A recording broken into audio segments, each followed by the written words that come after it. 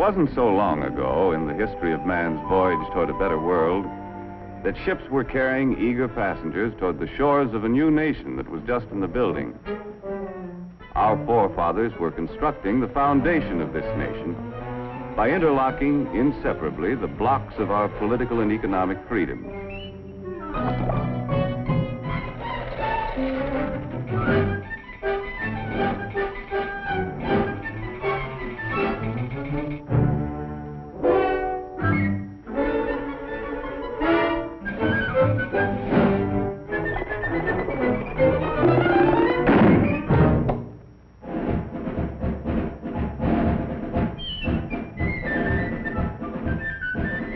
The way of life our forefathers established on this foundation of freedoms drew people from the far corners of the earth.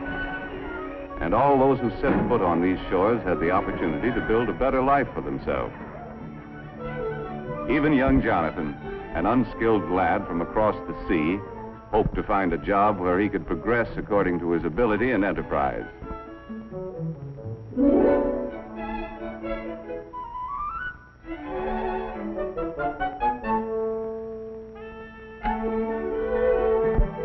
As the years passed, Jonathan's earnings increased. But he still felt that for a man of his skill, it was about time for another raise.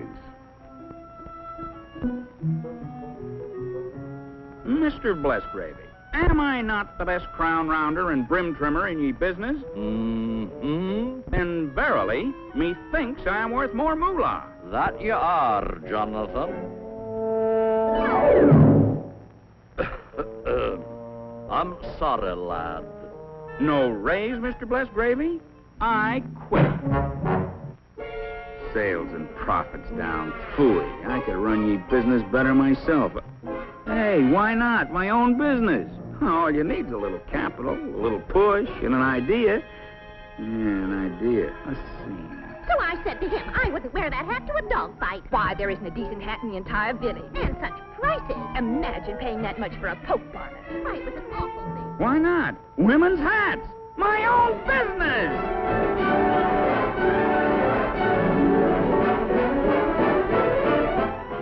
Fortunately, Jonathan was thrifty enough to keep a little nest egg for such an emergency.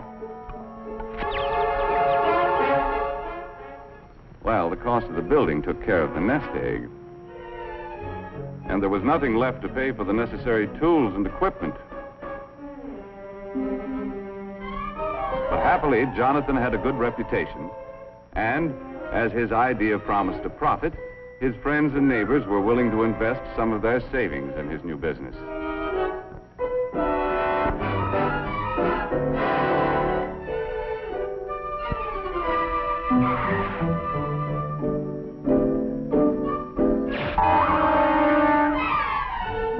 In the nick of time, an enterprising chap showed up with the raw materials to make hats. And before long, Jonathan was open for business. First, he had to advertise. Shop at Bonton, it's the spot. 12 new hat styles, that's a lot. Ladies, get that new hat thrill. 30 days to pay your bill. As an expert salesman, Jonathan demonstrated the superior style and quality of his product. He set a price for his creations that the consumer was willing to pay, and sales dollars poured in from satisfied customers. Jonathan had big dreams of the wonderful rewards of being in business for himself. But before he could buy what he wanted, his employees' wages had to be paid. He had to pay taxes.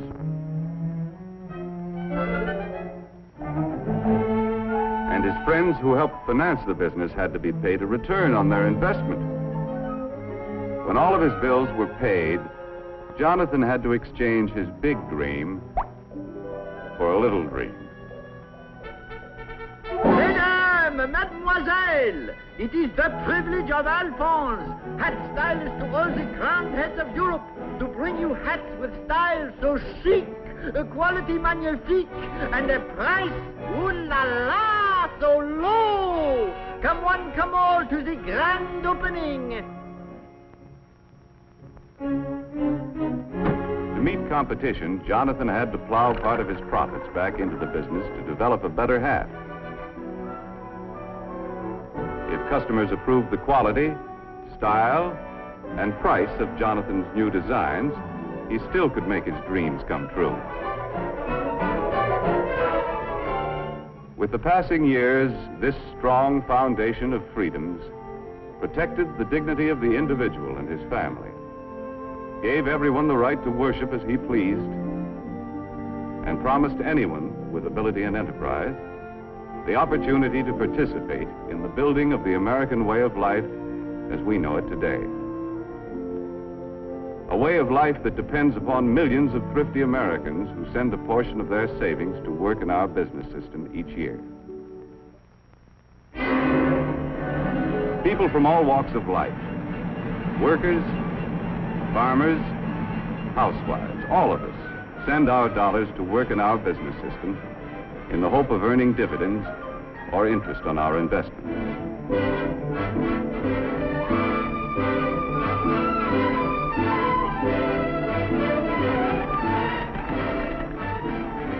Anyone who has an insurance policy, a bank deposit, or a share of stock is helping to finance our business system. A constant stream of savings dollars must flow into big and small business each year. These dollars help to buy the land, the buildings, the tools and equipment, and create new job opportunities for our expanding population.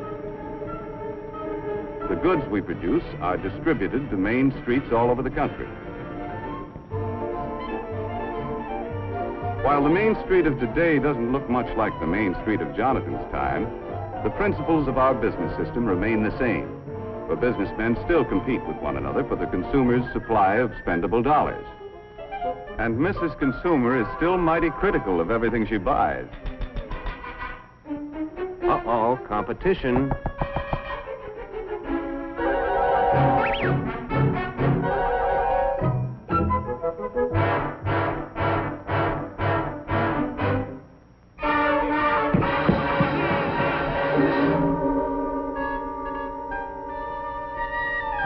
The management of every business has a continuing problem to improve their product to stay ahead of competition, or else.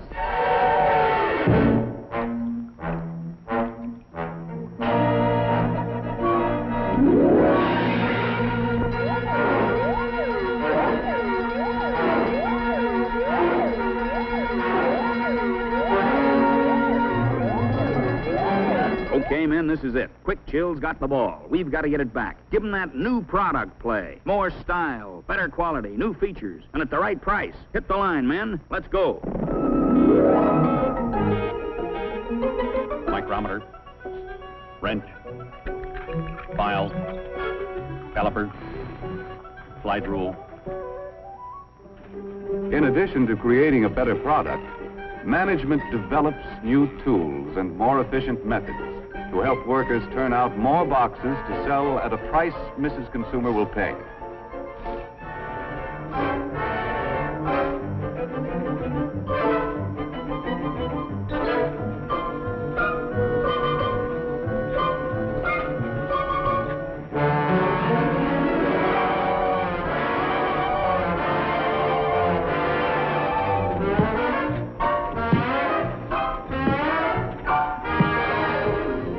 New features about this better product are advertised to point out its competitive advantages.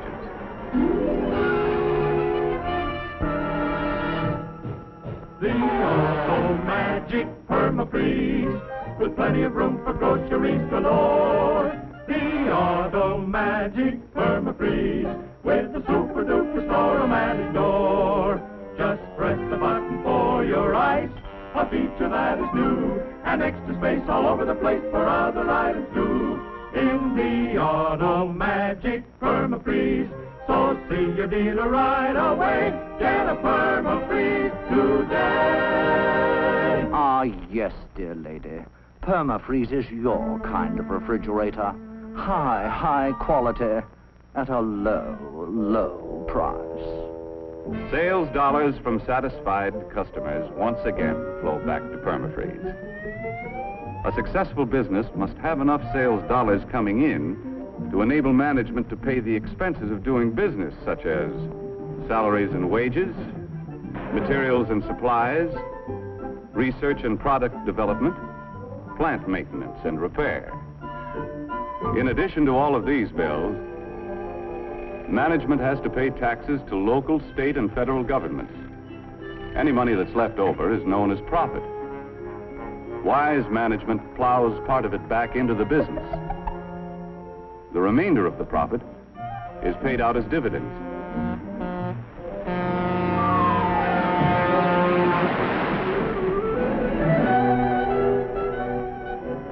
These dividends are sent back to investors as a reward for risking their savings in the American business system. Although occasionally some of us pick a lemon and have to take a loss. The constant investment of our savings through good times and bad has enabled our competitive business system to continue to increase the production of more and better goods to meet the demands of our rising population for a better standard of living. For example, it was only a little more than half a century ago that the average worker had only inefficient tools to help him turn out a product. Low production meant low wages. In 1900, many men had to work 10 hours a day, 6 days a week, to earn enough money to provide their families with the bare essentials. Hand labor was the rule in the home as well as the factory. In many families, the youngsters had to work to add their earnings to the family budget and forego the opportunity to get an education. And with most families in those days, the standard of living left much to be desired. A half-century later, we had invested enough in our business system to provide the average worker with efficient and expensive buildings and machinery to enable him to produce enough in a 40-hour week to earn twice as much as the 1900 worker earned in a 60-hour week. This shorter work week gives us all more leisure time to enjoy a standard of living beyond the wildest dreams of anyone who lived a half-century ago. The more we earn, the more our families have to spend for the things they need and want. Young people today have leisure time for fun and enjoy educational opportunities denied their fathers and grandfathers.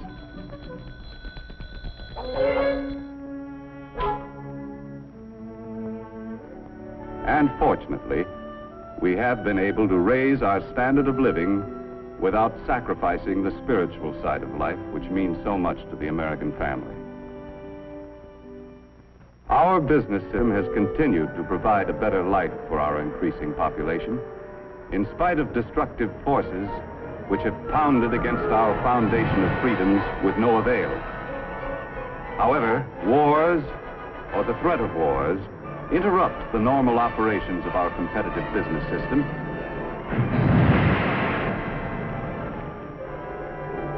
And may result in government controls which crack essential blocks in our foundation of freedoms. In World War II, wages were controlled. Many workers were frozen to their jobs.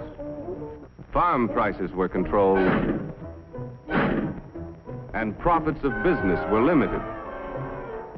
Raw materials were allocated between essential and non-essential business. On Main Street, USA, many of us found less to buy because a good portion of our productive capacity went to the war effort. Prices were fixed, and the available supply of goods was rationed. In war emergencies, we allow government to restrict certain of our freedoms.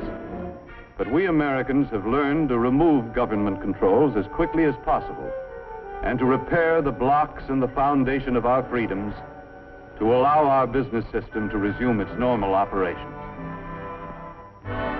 While we invest part of our savings to help finance the world's most efficient business system, at the same time we pay taxes to government to finance many kinds of services which also contribute to our way of life.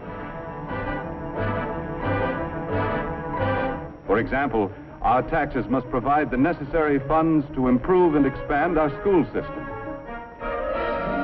Our taxes must be sufficient to pay for city streets, health, fire, and police protection, and of course, aid to the needy.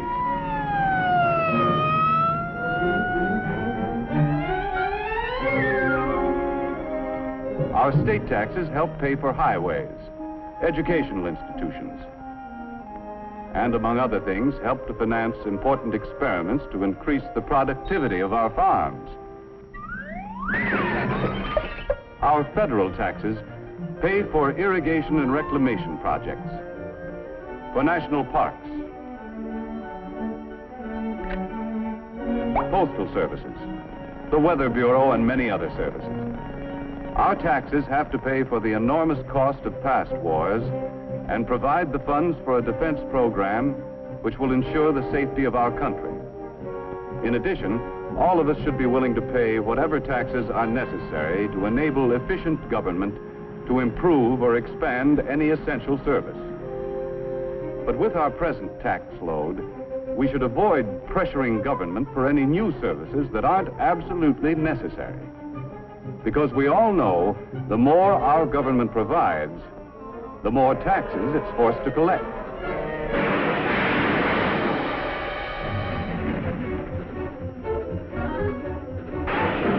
None of us can escape. Big business, small business,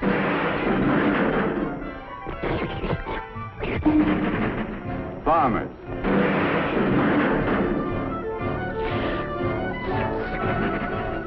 workers,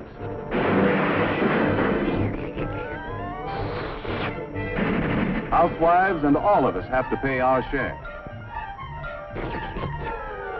Demanding more and more from government could create a tax burden heavy enough to crack essential blocks in the foundation of our business system. Therefore, we shouldn't let our taxes reach a point where they destroy our ability to save and invest. For as we have seen, our rising standard of living depends upon a constant flow of savings dollars into our business system each year.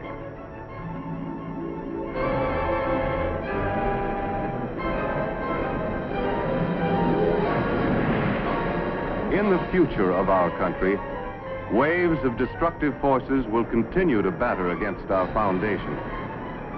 When any force weakens the interlocked blocks of our political and economic freedoms, as good citizens, we must be quick to use the tools our Constitution gives us and repair any cracks that may appear. As long as we keep the foundation of our business system strong, we shall be able to maintain and improve the way of life our forefathers conceived and established.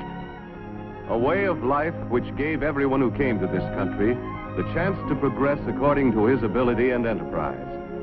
Like the youth of yesterday, the young people of today deserve the same opportunity to earn success and accomplishment. And on this foundation of freedoms, continue to build a better life for themselves and their fellow man in the world of tomorrow.